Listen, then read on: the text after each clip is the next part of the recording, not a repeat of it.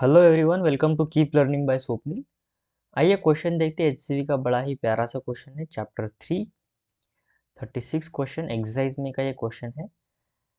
Figure 3E8 जो ये given figure है, थोड़ा सा साइज में बड़ा कर देते ताकि फिगर अच्छे से दिखाई दे।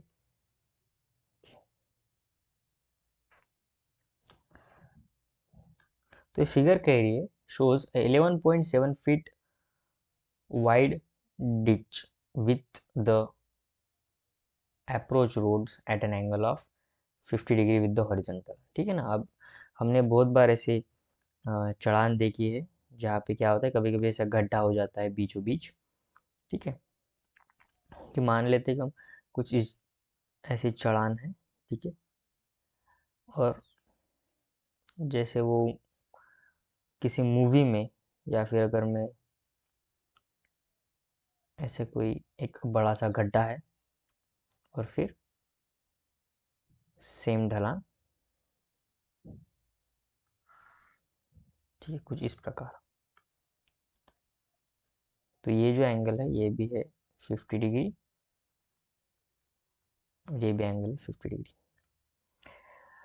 और हमारी बाइक क्या कर रही है, हम यहाँ से जंप करवा रहे हैं। 50 एंगल हॉरिजॉन्टल है। With the minimum speed should be a motor bike be moving on the road so that it safely crosses the ditch.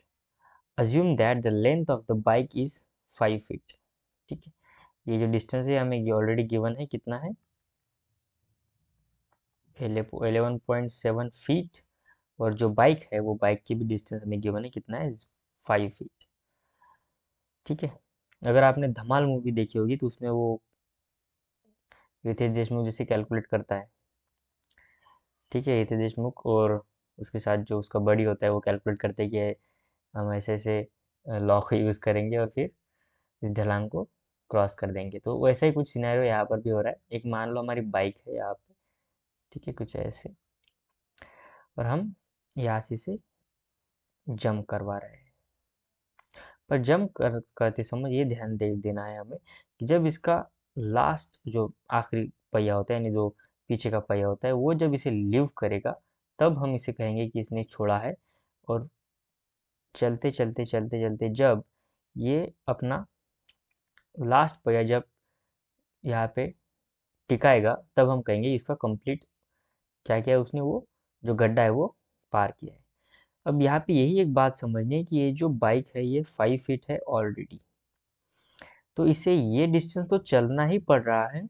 साथ ही साथ स्पीड को ऐसा मेंटेन करना है ताकि ये जो लास्ट टायर है ये क्रॉस कर जाए, ना कि फर्स्ट। अगर फर्स्ट टायर क्रॉस कर जाए तो एक्सीडेंट हो सकता है वहाँ पे। ठीक है, थोड़ी सी लॉजिकल यहाँ पे बात है। तो जो कंप्लीट इसे रेंज पार करनी है, कंप्लीट रेंज की अगर मैं बात करूँ, तो जो 11.7 फीट का गड्ढा है प्लस 5 फीट का उस बाइक का लेंथ है, तो टोटल 60.7 फीट हो जाएगी रेंज, जो रेंज उसे क्रॉस करनी है। यहाँ से एक बात तो समझ आ गई। आइए एक और फिर 1 फीट, ये जो है हम gravitational acceleration due to gravity, क्योंकि ये पोर्टल मोशन ही करेगा ना ऐसे। अब पोर्टल मोशन करेगा तो कंटिन्यूसली जी डाउनवर्ड लगेगा। अब हमें जी की वैल्यू पता है 9.8 मीटर पर सेकंड होती है। या फिर मैं अप्रोक्सीमेटली सॉल्व करने के लिए, ज़्यादा न्यूमेरिकल हमें प्रॉब्लम ना जाए, तो हम क्या लेते हैं 10 मीटर पर सेकंड लेते हैं। अब इस 10 मीटर पर सेकंड, अब ये तो सब कुछ फीट में चल रहा है यार, यहाँ पे मीटर है, तो इसलिए मैं क्या करता हूँ मीटर को फीट में कन्वर्ट करता हूँ। सो 1 फीट इज इक्वल टू होता है 0.3048 मीटर।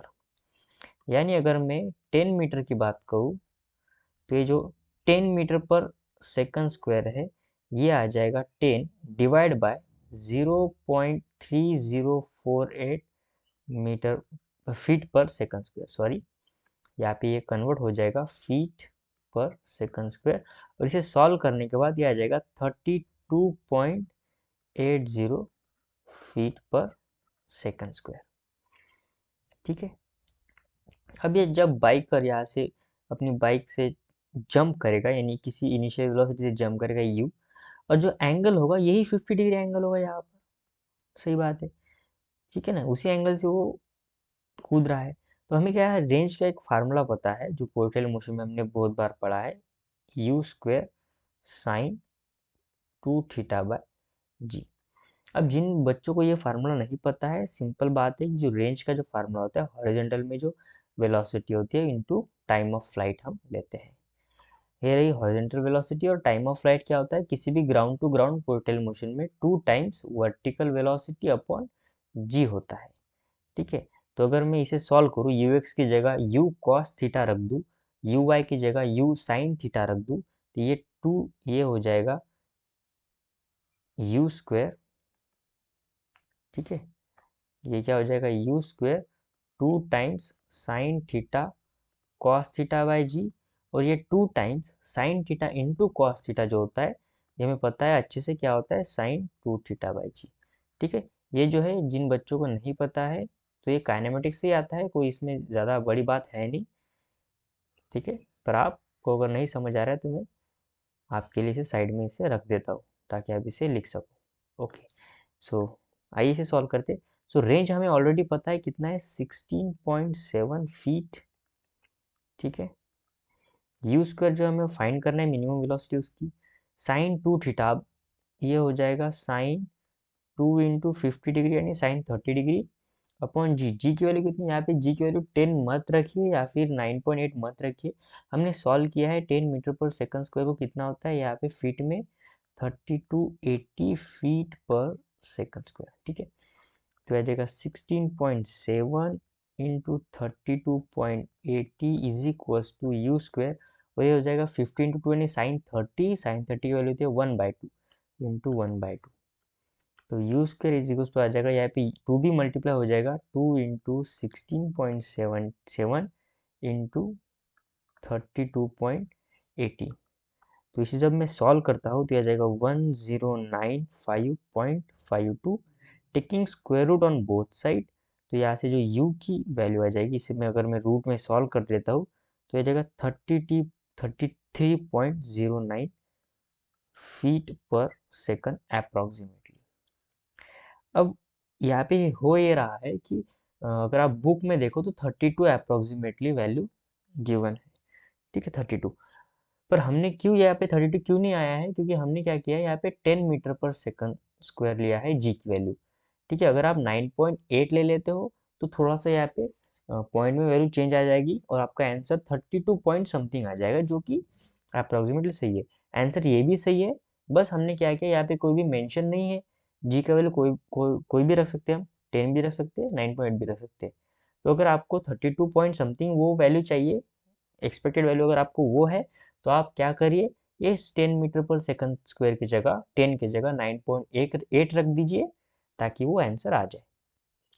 सो आई होप आपको वीडियो सोल्यूशन अच्छा लगा होगा। वीडियो सोल्यूशन अच्छा लगा तो चैनल को सब्सक्राइब कर दीजिए, वीडियो को लाइक कर दीजिए। मिलते हैं नेक्स्ट वीडियो सोल्यूशन में। कीप लर्निंग विद स्वप्निल के साथ।